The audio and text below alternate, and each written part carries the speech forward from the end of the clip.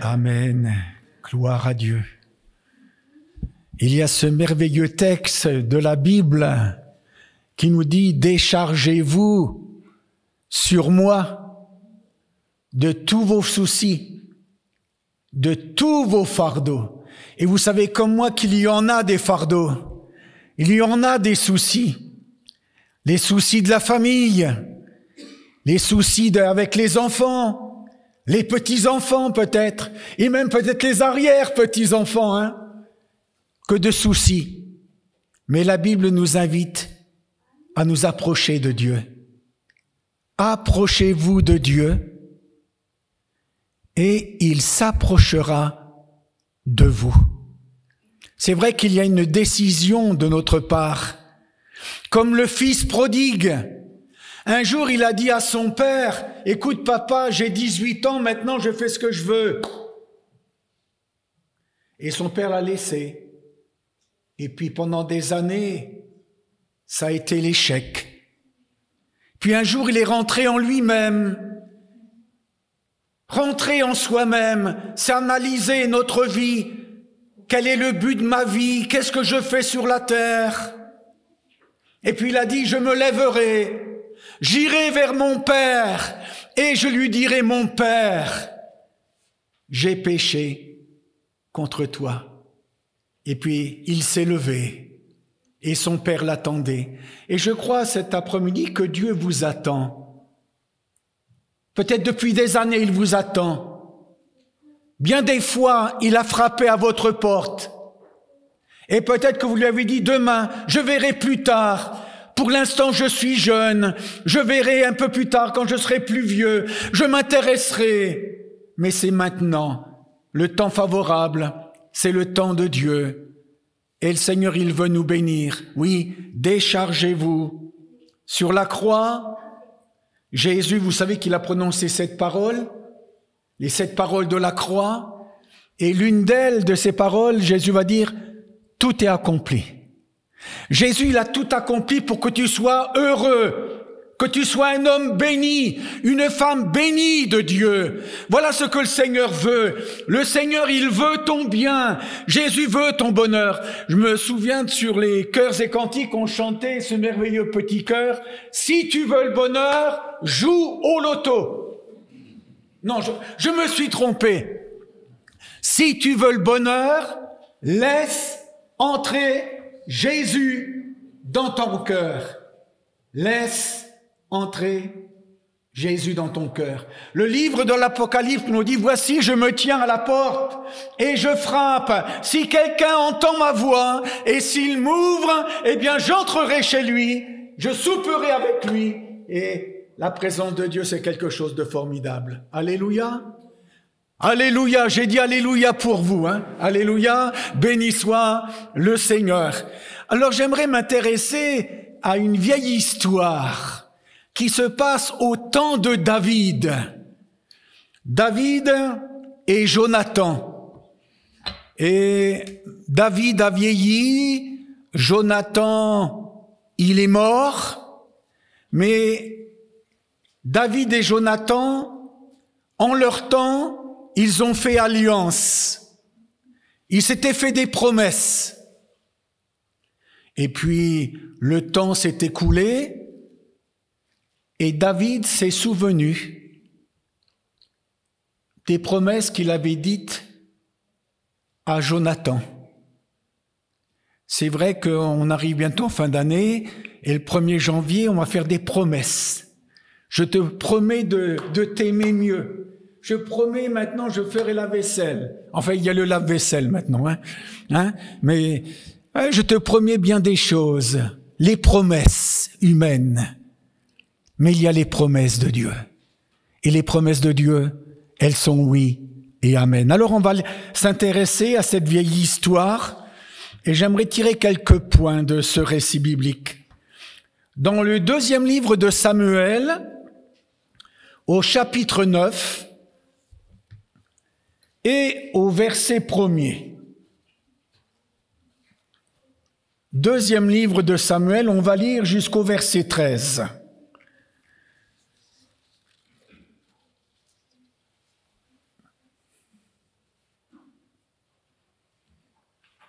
Voilà. David dit, reste-t-il encore quelqu'un de la maison de Saül pour que je lui fasse du bien à cause de Jonathan? Alors il y avait un serviteur de la maison de Saül nommé Tsiba, que l'on fit venir auprès de David, et le roi lui dit, « Es-tu Tsiba » Et il répondit, « Ton serviteur. » Le roi dit, « N'y a-t-il plus personne de la maison de Saül pour que j'use envers lui de la bonté de Dieu ?»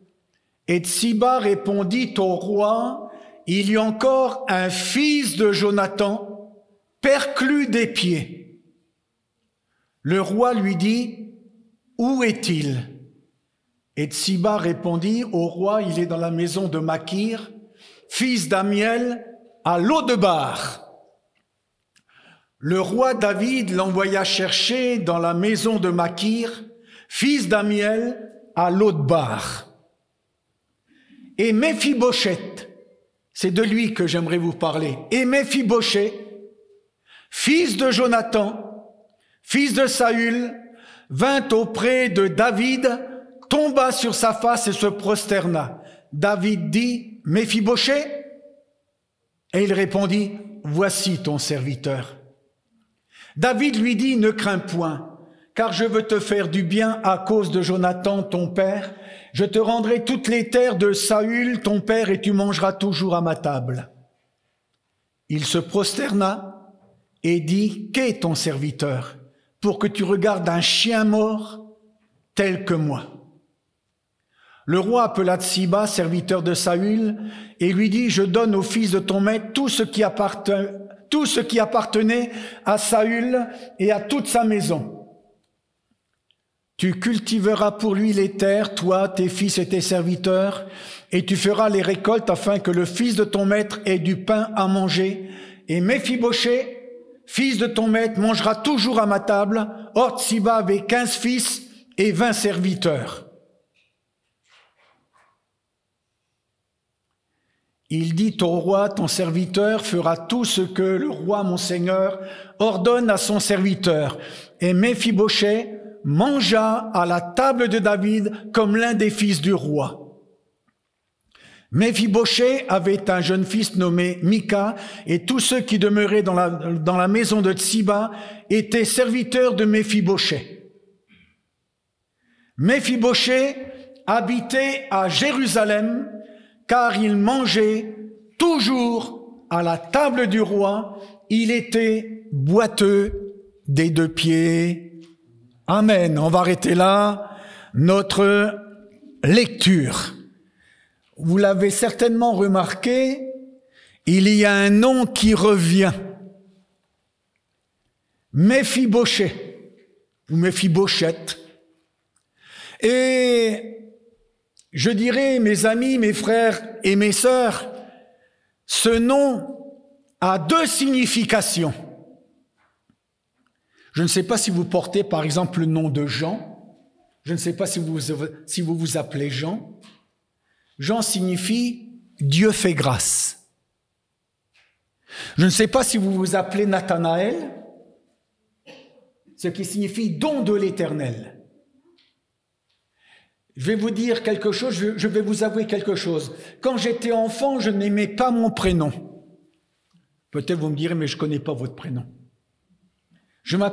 Mon prénom c'est Victor.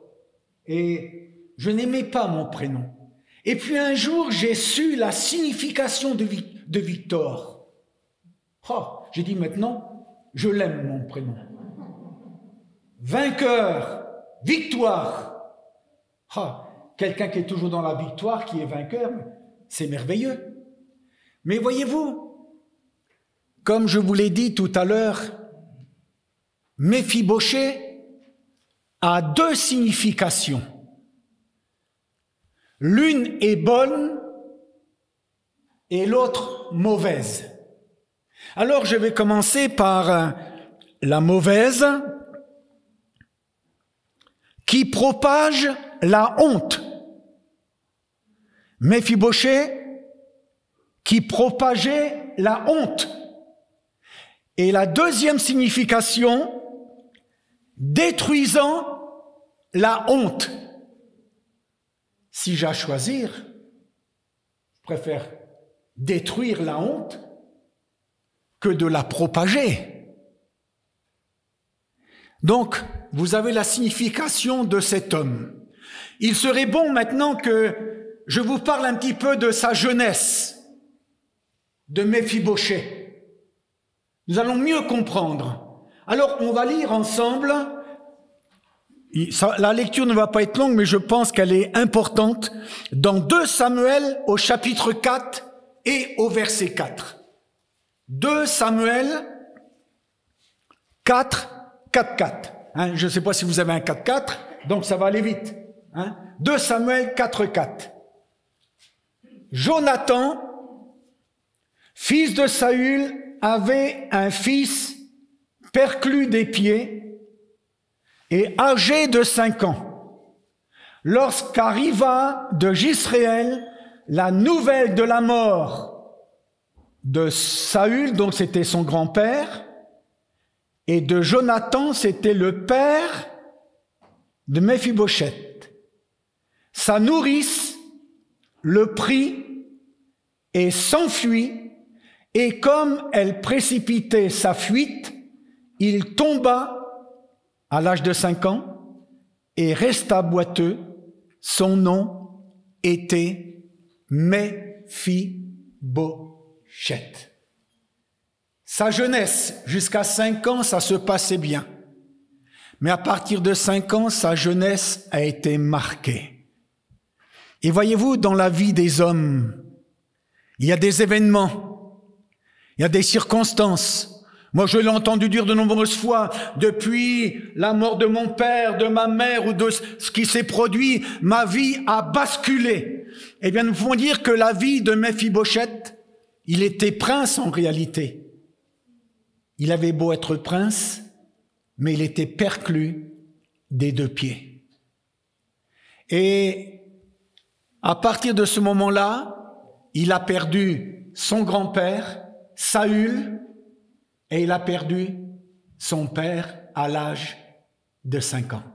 Donc c'est quelqu'un, un enfant, qui est brisé dans sa jeunesse, qui est marqué dans sa jeunesse, qui est brisé dans sa jeunesse. Que va-t-il devenir? Et ce fut un incident parce que tout simplement sa nourrice, alors qu'elle se précipitait, elle l'a lâché, elle l'a laissé tomber, et à partir de ce moment-là, ce jeune garçon de 5 ans, il est devenu perclus des 2 pieds. De la faute à qui? Vous me direz, c'est de la faute de sa nourrice. Souvent, on cherche des pourquoi. Pourquoi ma souffrance? Pourquoi ces choses? Pourquoi? Rappelons-nous que Jésus sur la croix, l'une des paroles que Jésus a prononcées, non seulement tout est accompli, mais Jésus va dire, mon Dieu, pourquoi m'as-tu abandonné? Jésus a été abandonné pour que tu ne sois pas abandonné aujourd'hui. Toi qui es brisé, toi qui es marqué, peut-être par la vie de tes parents ou je ne sais pas. Mais je sais une chose, c'est que Dieu est capable de transformer cela. Alors vous voyez, Méphibosheth a perdu son père à l'âge de 5 ans et son grand-père le même jour. Parce que Jonathan et Saül ont été tués sur le champ de bataille le même jour. Mais voyez-vous, vous racontez cela, mais c'est pour vous montrer que Dieu nous cherche et que Dieu n'est pas un Dieu de hasard. Dieu sait, Dieu connaît, Dieu veut intervenir, à lui soit toute la gloire. Alors, je vous l'ai dit, Méphibosheth avait un nom qui était très lourd à porter, détruisant la honte, ou qui propage la honte. Alors il s'est retrouvé où, ce brave Méphibosheth? Nous l'avons lu ensemble. Il se trouvait dans un lieu, je pourrais dire, qui n'était pas du tout agréable. Je voudrais retrouver mes quelques notes j'ai noté pour que vraiment nous connaissions toute la pensée de Dieu. Alors la Bible nous dit que le roi David va demander, où est-il? Où est-il? On pourrait peut-être, est-ce que ça pourrait à nouveau s'afficher? Je vais vous donner le verset 4. 2 Samuel 9,4. 9,4. Là, on est 4,4, mais c'est 9,4. Voilà. Le roi lui dit, où est-il? En réalité, ce fils. Et Tsiba répondit au roi, il est dans la maison de Makir, fils d'Amiel, à Lodbar. Et savez-vous où Méphibosheth, j'allais dire créché, où il habitait? Ça, c'est quelque chose de très important. D'abord, il nous est dit Makir. La signification de Makir signifie le vendu. C'est vrai que nous avons été vendus au péché. Le péché règne en nous. Et pour être libéré, délivré, il faut venir à la croix. Jésus est mort pour nous sur la croix. Jésus a payé le prix sur la croix pour nous racheter. Ce n'est pas avec de l'or ou de l'argent, mais c'est par le sang précieux de Jésus qui a coulé à la croix. Et le sang de Jésus nous purifie de tout péché. Nous sommes affranchis. Béni soit le nom du Seigneur. Et si je continue, il habitait Lodbar. Alors, quelle est la signification de Lodbar? Une terre sans pâture. Donc il n'y avait pas de nourriture. Et ça me fait penser à notre pauvre monde aujourd'hui. On se jette dans le monde croyant qu'on va être heureux, mais le monde passe et sa convoitise aussi. Mais celui qui fait la volonté de Dieu demeure éternellement. Jésus, lui, nous donne la vraie nourriture. Et je crois aujourd'hui, il y a tellement d'hommes et de femmes, qui ont faim, qui ont soif, mais ce que le monde donne n'est pas une véritable nourriture. Mais ce que Dieu donne, il est le pain vivant qui est descendu du ciel. L'homme ne vivra pas de pain seulement, mais de toute parole qui sort de la bouche de Dieu. Tu as besoin de recevoir une parole qui vienne du ciel. Et Méphibosheth, il habitait comme dans un lieu désert, à Lodbar, nous dit l'Écriture. Et là, il n'était pas nourri. Mais le roi David, parce que David, en son temps, avec Jonathan, ils avaient fait une promesse tous les deux ensemble. Et puis, je suis en train de chercher son nom, Jonathan. On connaît l'amitié qu'il y avait entre ces deux hommes, entre David et Jonathan. Ils s'aimaient de toute leur âme. Et puis ils avaient fait une promesse. Et David va dire, reste-t-il encore quelqu'un de la maison de David pour que je lui fasse, non, de la maison de Saül, pour que je lui fasse du bien. Et là, ils vont s'arrêter sur Méphibosheth. Et là, où est-il? Je voudrais te dire cet après-midi que Dieu te cherche. Dieu te cherche. Dieu veut te venir en aide. Dieu ne te repousse pas. Dieu est là pour te faire du bien. Comme David le dira, je veux faire du bien à la maison de Jonathan, à la maison de Saül. Je veux leur faire du bien. Et vous savez que Jésus, quand il était sur la terre, il allait de lieu en lieu et il faisait du bien. Il faisait du bien. Jésus, cet après-midi, veut te faire du bien. Il veut te faire passer des ténèbres à son admirable lumière. Il veut te faire passer, comme nous dit le psaume 23, dans des verts pâturages. L'Éternel est mon berger, je ne manquerai de rien. Il me fait reposer dans de verts pâturages. Tandis que Méphibosheth, il habitait à Lodbar, il n'y avait pas de quoi se nourrir. Mais quand on vient à Jésus-Christ, le Seigneur, il est vraiment celui qui nous fait du bien. Où est-il? Je voudrais te dire encore cet après-midi qu'il y a quelqu'un qui pense à toi. Le Seigneur pense à toi. Le Seigneur ne te rejette pas. Quelques mots sur Méphibosheth, ça devait être très difficile pour lui. Dès l'âge de 5 ans, perclus des 2 pieds. Ça s'est arrêté. Sa vie brisée. Mais, à cause de David, et nous pourrions dire, nous aujourd'hui, à cause de l'amour de Dieu, Dieu nous cherche et Dieu nous appelle. Il nous voit dans le désert où nous sommes. Dans quel désert es-tu cet après-midi? Tu te sens peut-être abandonné dans le désert de l'amertume, de la tristesse? Eh bien, Christ est venu. Il est capable de nous faire passer de la tristesse à la joie, de la mort à la vie. Et tout cela, c'est le Seigneur Jésus qui est capable de le faire. David s'est informé et on lui a dit, il y a Méphibosheth. Où est-il? Et il va l'envoyer chercher. Moi, j'aime cela. David envoie chercher cet homme. Et vous savez quelle image Méphibosheth a-t-il de lui? Vous savez, il y a des gens qui ont une très mauvaise image de leur vie. Je suis un bon à rien. Rien ne réussit dans ma main. Rien. Il avait une très mauvaise image. Et d'ailleurs, nous l'avons lu ensemble. Qu'est ton serviteur pour que tu regardes un chien mort tel que moi? Méphibosheth, il tenait ce langage. Je suis un chien mort. Quelle image il avait de lui? Aucune espérance, rien du tout. Mais David va user de bonté en sa faveur. Et il va le faire chercher. Et Méphibosheth va se trouver devant le roi David.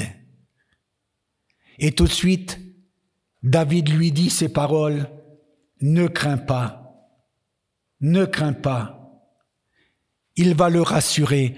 Et je crois qu'on a besoin d'être rassuré, parce que le diable nous accuse. Mais Jésus ne nous accuse pas, il est venu pour nous sauver de la vaine manière de vivre. Il est venu nous arracher du feu éternel pour nous faire entrer dans le ciel de gloire.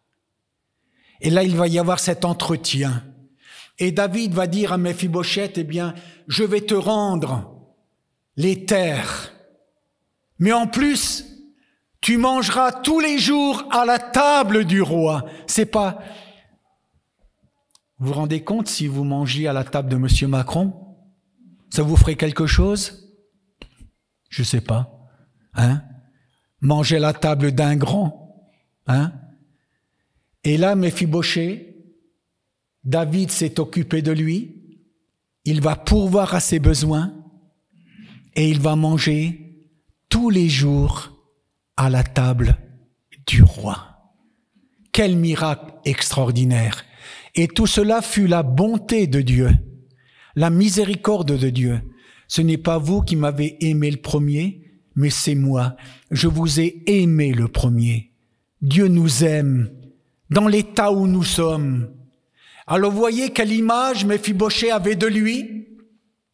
Si au début je vous ai dit que tout simplement qui propage la honte, il avait cette image-là de lui, Méphibosheth. Mais quand il va rencontrer David et qu'il va manger à la table du roi, je dirais que la deuxième partie de son nom va surgir, sa honte va être détruite. Sa honte va être détruite. Ça, c'est la grâce de Dieu. La grâce et la vérité sont venues par Jésus-Christ. Alors vous voyez cette vieille histoire. Ça peut être ma vie, mise à l'écart, constamment dans le désert. Mais un jour, la bonne nouvelle vient jusqu'à moi. Je la reçois, je l'accepte. Je dis oui Seigneur, entre dans mon cœur. Depuis longtemps, tu frappes à la porte de mon cœur. J'ai résisté aux différents appels de Jésus. Mais maintenant, je veux m'approcher de lui. Je veux venir à lui. Et comme je le disais ce matin, venez à moi, vous tous qui êtes fatigués et chargés, et je vous donnerai du repos. Je peux choisir Je peux venir à Jésus aujourd'hui. Alors, cet homme avait un lourd passé. Un lourd passé. C'est lourd à porter.